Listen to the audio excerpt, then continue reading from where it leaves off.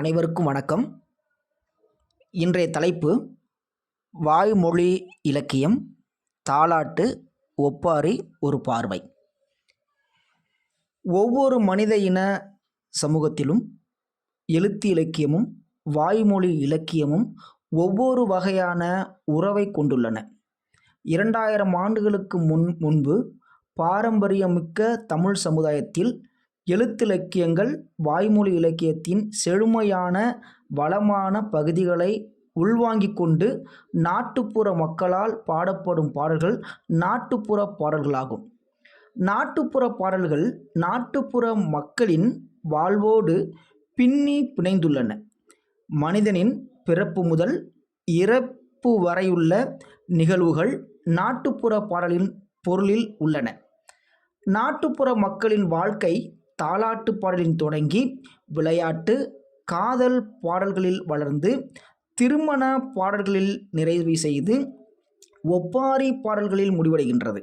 எனவே வாய்மொழி இலக்கியமான தாலாட்டு, ஒப்பாரி பாடல்களில் உள்ள சமூகவியல் சார்ந்த செய்திகளை நம்ம எல்லா வகையிலும் வாய்மொழி இலக்கியமாக எடுத்துக்கொண்டு தாலாட்டு எப்படிப்பட்டது, ஒப்பாரி எப்படிப்பட்டது என்பதனை இந்த கிளாஸ் மூலமாக நம்ம பார்க்கலாம்.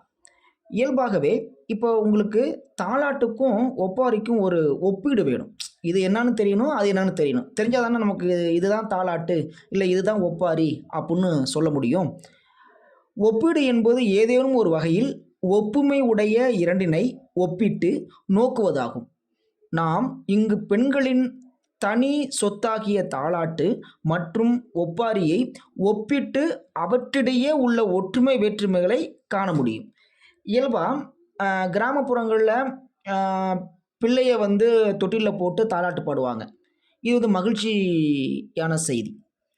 அதே நேரத்தில் அதே கிராமப்புறங்களில் யாரேனும் இறந்து போனால் அவங்களுக்கு ஒப்பாரி பாட்டு பாடுவாங்க. அதாவது என்னென்னா, அழுது புலம்பி அவங்க கஷ்டங்களை அதில் காமிப்பாங்க. அதே போல் தாலாட்டுக்கும் ஒப்பாரிக்கும் உள்ள வேற்றுமை ஒற்றுமைகளையும் நம்மளால் பார்க்க முடியும். அப்படி பார்த்தோம்னா ஃபஸ்ட்டு தாலாட்டை பார்க்கலாம். பிறந்த குழந்தைக்காக பாடப்படுவது தாலாட்டு. இயல்பாக சொல்லுவாங்க, ஒரு கிராமப்புறங்களில் நம்ம பேசும் பொழுதே அதை சொல்லுவாங்க. எப்படி சொல்லுவாங்கன்னா, மலடி மலடி என்று வையகத்தால் ஏசாமல் மலடி என்ற சொல்லை மாற்ற பிறந்தாயோ. அதாவது என்னன்னா, ஒரு குழந்தை பிறந்தால்தான் அந்த பெண்ணை இந்த சமூகம் மதிக்கும் என்பது மறைமுகமாக சொல்லப்படக்கூடிய பாட்டு. எனக்கு குழந்தை இல்லை, எனக்கு பிள்ளை பிறக்கலை, நான் மலடி மலடி அப்படின்னு இல்லாமல் அந்த குழந்தை பிறந்து தாலாட்டு பாடுவது போல அந்த பெண்ணையும் பெருமைப்படுத்துவது போல இந்த பாட்டு இருக்கும். அடுத்தது பார்த்திங்கன்னா, குழந்தைக்காக மட்டுமே பாடப்பெறுவதால் தாலாட்டு என்று வகைதான் இதை சேர்க்கப்படுவது. அதுக்கப்புறம் பார்த்திங்கன்னா, தாலாட்டு இன்ப உணர்வு உடையது. வாழ்க்கை என்னும் புத்தகத்திற்கு தாலாட்டு முன்னுரை போன்றது. தாலாட்டு கலங்கரை விளக்கம் போன்றது. எதிர்கால கனவில் நிகழ்காலத்தை கண்முன்னே காட்டப்படுவது தாலாட்டு. அதுக்கப்புறம் பார்த்திங்கன்னா, எப்படியெல்லாம் வாழ வேண்டும் என வரையறை செய்து தாலாட்டு சொல்லப்படுவது. அதுக்கு சான்று பார்த்தோன்னு வச்சுங்களேன், தன்னுடைய உணர்வை மூட்டப்படுவதன் மூலம் ஆண்ட முகப்பும் தலைக்கடையும் தப்பாமல் ஆள தவம்பெற்று வந்தவனே தேவைகளை எடுத்து சொல்லி அதன் மூலமாக பாடுவதாக தாலாட்டு அமையும். அதே நேரத்தில் ஒப்பாரி பார்த்திங்க அப்படின்னா, ஒப்பாரி என்பது இறந்த ஒருவருக்காக பாடப்பெறுவது.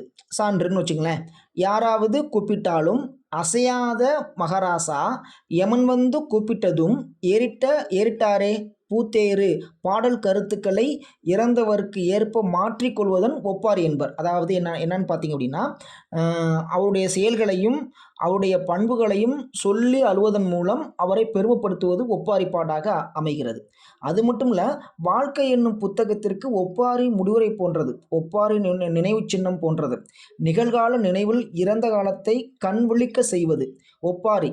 அதற்கு என்ன சொல்லுவாங்கன்னு பார்த்தீங்கன்னா, இயல்பாக சொல்ல போனால், இப்போ ஏன் இவர் இறந்து போனார், எதுக்கு இறந்து போனார் அப்படின்னு யாருக்கும் தெரியாது. ஆனால் அந்த ஒப்பாரி பாடல்கள் மூலம் அவருடைய அருமை பெருமைகளையும் அவருடைய சிந்தனைகளையும் செயல்களையும் சொல்லப்படுவதாக அந்த ஒப்பாரி பாடல் வந்து நமக்கு வந்து சொல்லப்படுறாங்க.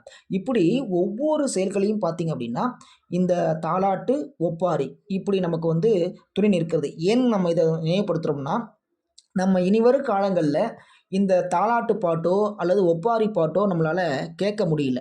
இனிவரும் காலங்களாவது அதை மீட்டுருவாக்கம் பண்ணணும் அப்படிங்கிறதுக்காகவும், இந்த நாட்டுப்புற பாடல்கள் மூலமாக அல்லது இந்த நாட்டுப்புற வழக்காறு மூலமாக நமக்கு இதையெல்லாம் நம்ம நினைவுபடுத்தணும் அப்படிங்கிறோம். இப்போ உங்களுக்கு தெரியும் இயல்பாகவே நம்ம எல்லார் கையிலயும் செல்ஃபோன் இருக்குது, எல்லாம் இருக்குது. ஆனால் பாட்டு கேட்க முடியும். ஆனால் யாராவது தாலாட்டு பாட்டோ அல்லது ஒப்பாரி பாட்டோ என்னன்னு நம்ம கேட்டிருக்கோமா? இல்லை.